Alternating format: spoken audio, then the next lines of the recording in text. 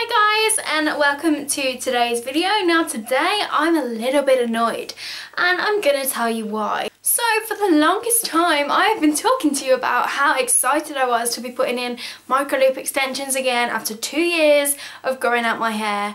That's all I could go on about, all I was really excited about, and all I amped you all up for a bunch of videos, from installation to preparation to aftercare, all of that.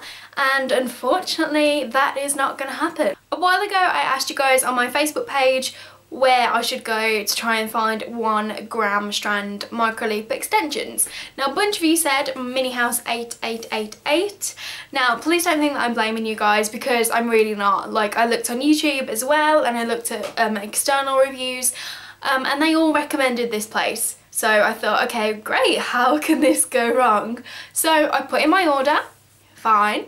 I ordered 3 packs and it's 100 strands per pack of the 1 gram strands, which came to around $136, which changed to like around £90 that I paid for this hair. Now it came like a week and a half to 2 weeks later, and I had it in my room for ages while I was just waiting to hit my 2-year Pixie anniversary. Now when I took it out of the packet, some of it seemed fine, some of it felt a little bit dry towards the ends, but I thought, oh, okay, it's gonna have gone through a load of chemical shit, maybe I'll just deal with them and then I'll give them a good deep condition and we'll be fine. How wrong was I?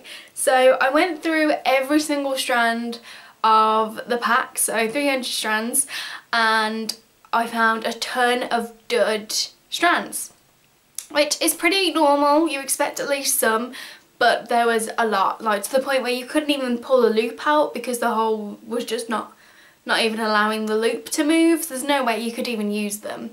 Oh god, I'm so annoyed about the whole thing.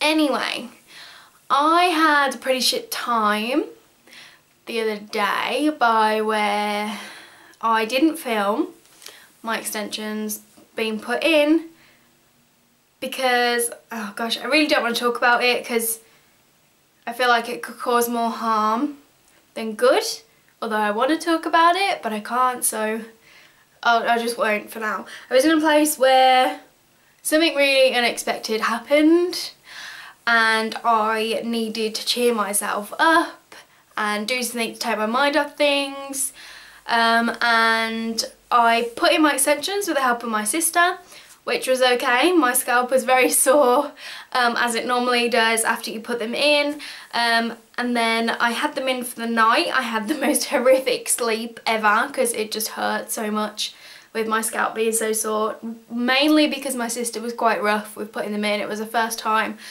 but also because they were heavy, because I've normally had 0.5 grams as opposed to 1 gram strands, so it was a lot heavier than what I'm used to. So flash forward to the next day, I am like, oh, these hair extensions are too heavy, to the point where I couldn't really put them in a ponytail because my head was like doing this. I couldn't really do anything with them. I was like, Mom, please cut my hair extensions because I can't deal with them this long. They were like to my belly button, and going from this length to belly button of it just being pure thick hair is just not good. So she cut some of it and was like, I can't do this, it's not really cutting properly, it doesn't really feel like normal hair. I'd put conditioner on it, so I presumed it was just slippy from the conditioner, and she was like, no, like you need to wash your hair and then I'll cut it. It's like, oh, okay then. So I was in the shower, I like washed my hair and a load of colour came running out of my hair extensions. Now, yes, I dye my hair, but I have not dyed my hair in a long time, really. Not to the point where there would still be colour coming out. So I was like, oh, okay. And as this colour was coming out, this smell was coming out as well, and it stank. Like, it smelled like if you've ever used colour before on your hair. It's sort of that rotten egg, chemically smell. It smelled like that, and I was like, oh my god, what is this? and it really stank. So anyway, I shampooed my hair and extensions and conditioned my hair and extensions, thinking that all it needed was some good deep conditioner and they would be sweet. Got out the shower, put argan oil on them to keep them all nice, and then my mum cut them, and I didn't notice until I dried them they were starting to get very frizzy, and not just like blow dry frizzy, like this is plastic hair frizzy or mixed synthetic and human hair frizzy, which I believed I was paying for human hair. Now I know people will be like, well, you didn't pay that much, you're not going to get human hair. Well, actually a lot of the extensions I bought, I imagine, are all from the same wholesaler because they all look the same. Every time I buy them, no matter who I get them from. I used to get them off eBay. This one was from a direct site, and they've always been fine. So I thought, oh shit, okay, I'm going to straighten them. And no, it just made it worse. It made the hair frizzle and frazzle, and you would feel down from my hair and then into the extensions, and you would just be like, ugh. And like the overall look was horrible. It looked like I had cheap, nasty, tacky extensions in my hair, which I did not want, which, you know, I spent hours and hours having them put in, / me putting them in the day before, to then have this horrendous looking hair that was making me feel like shit. So all in all, I'm furious because I thought I was paying for human hair, and I actually spent £90 on probably mixed. It's going to be some human hair mixed with synthetic hair, which is why it frizzed up. So I'm really not happy. Now what makes it worse is when you try and go on their website now, it doesn't work, which is really pissing me off. It doesn't work. It comes up with like a load of error messages. I can still find them on eBay, but they've got nothing to sell on eBay. So what I've done is open a dispute through PayPal, which is how I paid, and thank God I saved the order confirmation from their website and also the PayPal payment notification thing, and I still have them. So I've opened a PayPal dispute because I want my £90 / $136 back. And so pretty much I had them in for one day, and then me and Chris went out and I was like, you've got to help me take these out. They're so uncomfortable, they're hurting my head, and they look horrible, and I'm just upset about the whole thing. Please help me get them out. So we spent our Saturday night at like midnight till 1, sitting there both with a pair of pliers, just unclamping the beads and pulling them out, and all I have to show for my extensions is this bundle of shitty hair. So now my hair is okay, thank God. My scalp is very sore. I've noticed a lot of bumps on it now, which I remember is something that a load of you come back to me and were like, I've put extensions in, my head seems to be reacting to them, and I have a load of bumps all over my head. My hair was itchy. My scalp, sorry, is itchy, it's bumpy. I washed my hair this morning to try and calm my scalp a bit, and it's helped. But overall, I'm really pissed off about the whole situation, and at this moment in time, I'm not looking for any more. If I did, it would either be, you know, I don't know, something a bit more English, British as opposed to Chinese. So yeah, I don't know. I'm really sorry that I wasn't able to bring you those videos. I'm really upset that I did all that for nothing to take them out a day later. And I'm really sorry that I sort of went on about it and was so excited about it and wanted to show you guys it. If they refund me my money, which could take months, then fine, they've gained that tiny bit of respect from me back. But right now, I'm really not happy, and I just wanted to let you guys know what's going on. So I'm sorry there is going to be no installation video, no micro loop videos at all. At the moment I'm sort of in a limbo what to do with my hair, so sorry, but I wanted to keep you guys up to date, and I hope you enjoyed. If you've had any similar experiences or can recommend somewhere else, please do let me know. So I'm glad to say I have since calmed down since then. Now that was a couple of weeks ago and a lot has happened since then, so I just want to fill you in on everything. So thank God I paid by PayPal because I had a buyer protection essentially. So if you are going to buy from them, I'm just going to put it out there and say it might be worth your time just paying by PayPal just in case. So what I did is I requested a refund, and then you get like a box, you can put a load of notes in. So I put like, it's not real hair, you claimed it to be human hair, there's false advertising, there was a load of dud ones, I want my money back basically. I was in a very, very bad mood, but I wasn't rude, I was honest. And then I went to sleep, and the next morning I had an email saying they'd refused my refund and they were asking me a bunch of questions. And like asking basically if I knew how to look after hair extensions, which of course they don't know me. They don't know that I've worked with loads of different hair extension companies that have sent me their hair extensions to review and show you guys, and they have been good and bad, and I like to think that I know what I'm talking about when it comes to hair extensions. And I was just like, ugh, as if. They were like, did the smell happen when you were using heat and stuff like that? That's normal. It's normal for you to straighten them and for there to be colour on the straighteners. I was like, no, it's not really. They were like, the chemical smell is just from the dye, that's normal. I was like, no, it's not, because that's the only company I've experienced that with. They were like, the frizziness.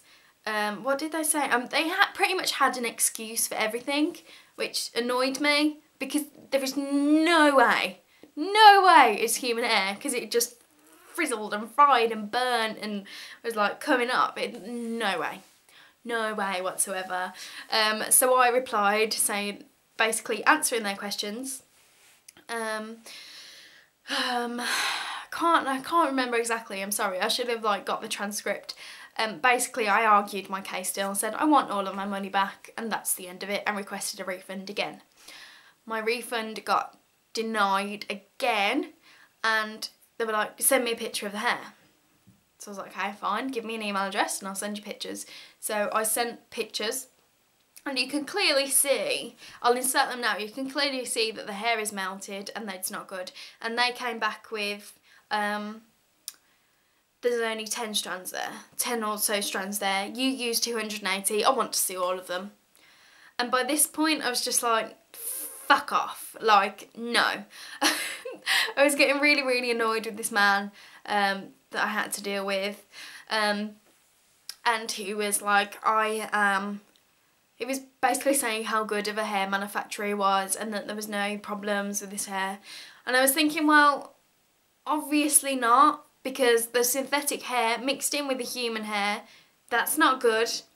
Number two, there was loads of dud ones that could not be used and had to go in the bin. Obviously there's a problem with quality control there. And I was just like, he was arguing with me. Now me as the customer, I've given him my money for a product he advertised as being truthful, which I then bought thinking that's what I was getting. However, I didn't, so it's his fault that he wrongly advertised something and sent me utter shite. And so it really, really, really riled me, and I was just like, no, I'm not having this. And I kept warning him. I was like, if you don't just give me my money back, then I'm going to have to escalate the case, which is an option through PayPal. So basically, if you and the seller can't come to an agreement, you can escalate it. So therefore PayPal take a look at it, at the situation, and then they'll decide whether if I win, then I can have my money back. If he wins, then he keeps his money and we're done. I don't get anything back out of it. So I escalated it, and then it came up with like, the seller may ask you to return the product, but they may not. And I was thinking, oh, he's going to be a knob and want it back. And he did. So I was right. So I literally, when I took them all out, I just shoved them in a big pile. So I grabbed my pile, put it in a jiffy bag, sealed it up, put his information on it. Now when you send stuff back, you have to do it tracked. I took it to the post office, and apparently there wasn't an option, there's only signed for, but you get like a barcode, and I was like, oh, okay. And when I looked online, it was like £60 odd to send it tracked through Parcel Force to China, and I was just like, no, considering they're only like £90, it's not really worth it. But I went to the post office, she was like, yeah, it's going to be £12 to send it signed for. I was like, oh, okay. And then you can track it sort of online. It tells you that it's left the country basically, and that's it, that's all it says. And then as soon as it said delivered, PayPal would then release the funds to me because I won the case. And I was waiting ages. I think I waited 2 weeks, and I kept checking this thing online, and it was just like, it's on its way, it's on its way. I was like, oh God. And then I did it yesterday, and then I went to sleep and woke up, and it was like, these and these funds have been released into your account, it might take 5 days. And I was just like, yes, I won this argument. So basically, I got my money back, a little bit less than what I paid for because of the conversion rate from dollars to pounds. So I lost about £3, and then it was £12 for the posting back, which was completely unnecessary.